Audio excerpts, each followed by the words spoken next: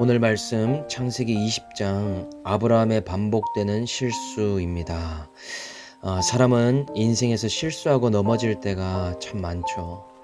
여러분은 반복된 실수를 한 적이 많이 있으십니까? 저도 되돌아보면 참 실수 많은 인생이었던 것 같습니다.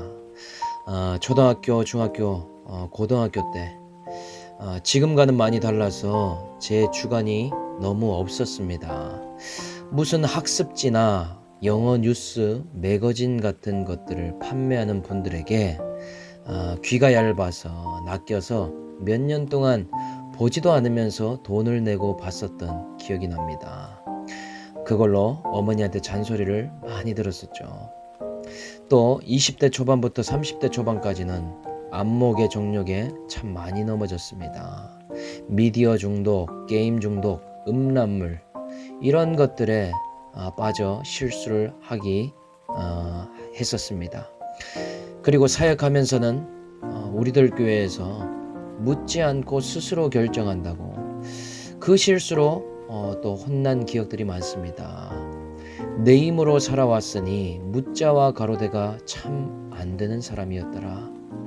결혼을 하든지 이사를 하든지 차를 사든지 중요한 이슈가 있을 때 그런 것들에 대해서 내 스스로 결정하고자 하는 욕심이 있으니 하나님과 공동체 앞에 묻기를 꺼려하는 모습이 있었습니다. 그리고 지금까지도 또 자존심이 강해 잘 지지 않는 모습들, 그런 모습들이 참 많았습니다. 이 설교를 준비하면서도 저의 실수를 생각해 보게 되었습니다. 여러분들은 어떤 실수를 하고 있는가 한번 묵상해 보시길 바랍니다. 그런데 오늘 믿음의 조상 아브라함도 참 많은 실수를 반복하고 넘어지는 것을 볼 수 있습니다. 아브라함이 오늘 어떤 실수를 하는가? 먼저 하나님께 묻지 않고 남방인 네게브 땅으로 옮겨가는 실수를 하게 됩니다. 1절에 보니까요. 아브라함이 거기서 네게브 땅으로 옮겨가 가데스와 술 사이 그랄에 거류하며. 아브라함은 우리가 믿음의 조상이라고 부르지만 그의 실상은 현실주의자에 가까웠습니다. 그는 하나님께 묻자와 가로대를 하는 사람이 아니고 스스로 결정하기를 잘하는 사람이었다라는 것이죠.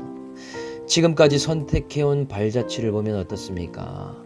약속의 땅에 있으라고 머물라고 해도 기근이 오면 자동으로 애굽으로 내려가지 않았습니까? 또 약속의 자녀를 준다고 해도 요종을 데려와서 동치물에 이스마엘을 낳는 인생이 아니었습니까? 그래서 또 말씀으로 찾아오고 또 찾아와도 믿지 않고 웃는 인생이었다라는 것이죠. 그런데 오늘 또 비슷한 패턴의 모습이 나타나지 않습니까? 소돔과 고모라 땅을 위해서 그렇게 열심히 중보했지만 막상 멸망하니 아브라함이 그 땅을 떠나고 싶더라는 것이죠. 소돔과 고모라 땅 근처에라도 살고 싶지 않았던 것 같습니다. 기도 응답이 안 되었다고 생각할 수도 있고 신앙의 슬럼프에 빠질 수도 있기에 거처를 옮기려고 했다라는 것이죠. 그래서 어디로 갑니까? 남방 땅인 네게브에 이렇게 가려고 합니다. 왜 아브라함은 남방으로 내려갔을까요? 네게브에서 조금 더 내려가면 애굽이 있지 않습니까? 아브라함은 인생에서 기근이 오거나 힘들어지거나 어려움이 찾아오면 남방을 자주 생각했습니다. 왜냐?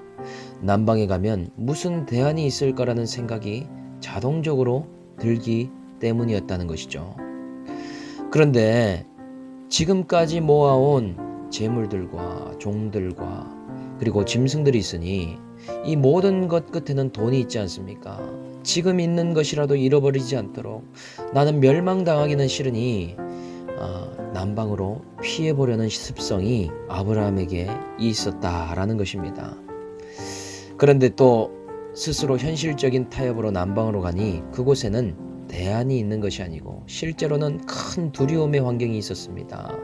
2절에 그의 아내 사라를 자기 누이라 하였으므로 그랄 왕 아비멜렉이 사람을 보내어 사라를 데려갔더니 이거 예전에 일어났던 똑같은 사건이 있지 않았습니까? 데자뷰처럼 똑같이 일어나더라는 것이죠.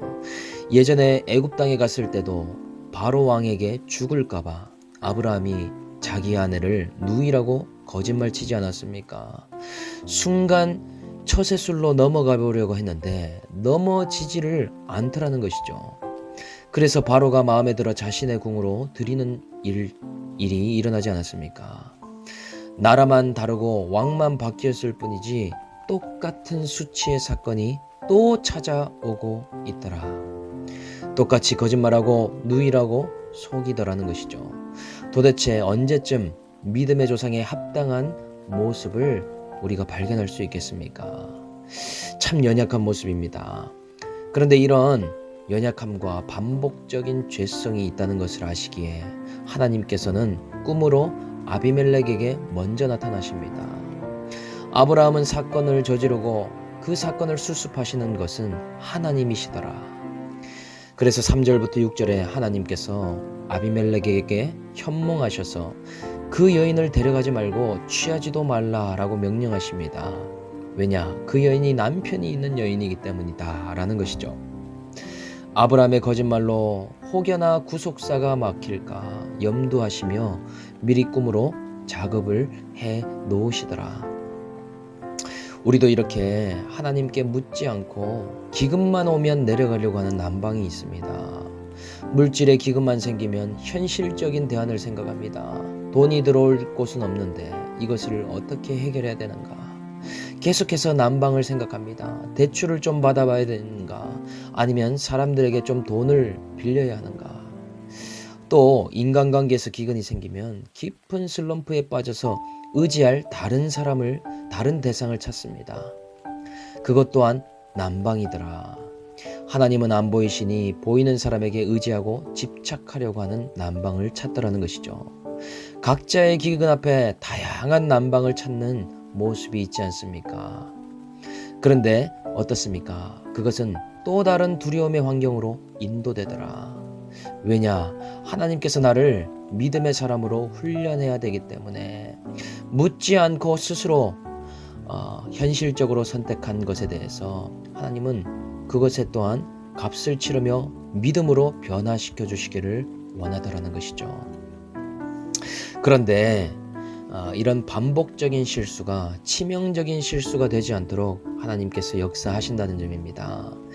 이 꿈을 통해서 속았다는 것을 알고 아비멜렉 왕이 아브라함을 부릅니다. 9절에 아비멜렉이 아브라함을 불러서 그에게 이르되 네가 어찌하여 우리에게 이렇게 하느냐? 내가 무슨 죄를 범하였기에 네가 나와 내 나라가 큰 죄에 빠질 뻔하게 하였느냐? 네가 합당하지 아니한 일을 행하였도다. 거짓말은 아브라함이 했는데 크게 놀라는 건 아비멜렉이 놀랍니다. 자신과 자신의 나라가 큰 죄에 빠질 뻔했더라 라는 것이죠. 그리고 가장 바쁘신 분은 바로 하나님이십니다. 하나님께서 아브라함과 사라를 열국의 아비와 어미로 세우지 않았습니까? 그런데 한순간에 무너질 뻔한 큰 실수를 아브라함이 한 것이죠. 여자의 후손 아브라함과 사라를 통해서 예수 그리스도의 구속사의 계보가 이루어져야 되는데 이상하게도 이 사라와 아비멜렉이 동침함으로 계보가 막힐 위기에 놓였더라. 그러니 하나님께서 가만히 계실 수가 없고 바삐 역사하실 수밖에 없더라는 것이죠.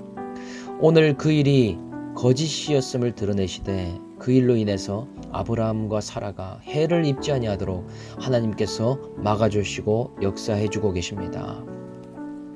이렇게 하나님께서 저와 여러분들의 죄성과 거짓말과 잘못된 선택을 막아주시는 것은 그냥 덮어주시려고 그런 것이 아닙니다. 그런 실수로 인해서 하나님의 구속사가 막히지 않고 우리의 연약함으로 말미암아 영적 후사가 오지 못하는 그러한 일이 없도록 하나님이 역사해주고 계시더라. 우리의 계속되는 반복되는 죄악을 하나님이 아십니다. 그치지 않는 실수를 하나님이 너무나 익히 잘 알고 계십니다.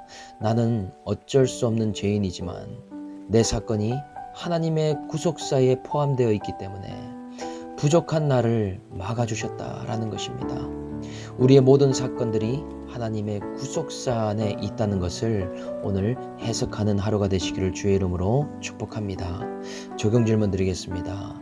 계속 반복되는 나의 실수와 죄성은 무엇입니까?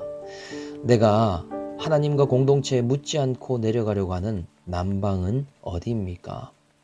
스스로 결정했는데 찾아온 큰 두려움과 위기는 무엇입니까? 함께 기도하겠습니다. 하나님, 저의 반복되는 실수와 죄성으로 구속사가 닫힐 수밖에 없었음을 이 시간 고백합니다. 저는 죄의 중독에 빠졌던 인생이고 자동적으로 난방을 찾아 떠나간 인생입니다. 저의 죄성과 연약함이 단번에 잡히는 것이 아니기에 하나님께서 가장 수습하기에 바쁘셨고 주변 사람들이 수고할 수밖에 없었음을 이 시간 고백합니다. 이러한 저의 모든 사건들을 드러내시면서 구속사가 혹여나 막힐까 애통하시며 탄식하시는 하나님의 마음을 이 시간 깨닫기 원합니다. 저희의 모든 사건이 하나님의 구속사 안에 있음을 깨닫고 오늘 나의 실수를 주님 앞에 그리고 공동체 앞에 고백할 수 있는 은혜를 더하여 주시옵소서. 감사를 드리며 우리를 구원하신 예수님의 이름으로 기도드립니다. 아멘.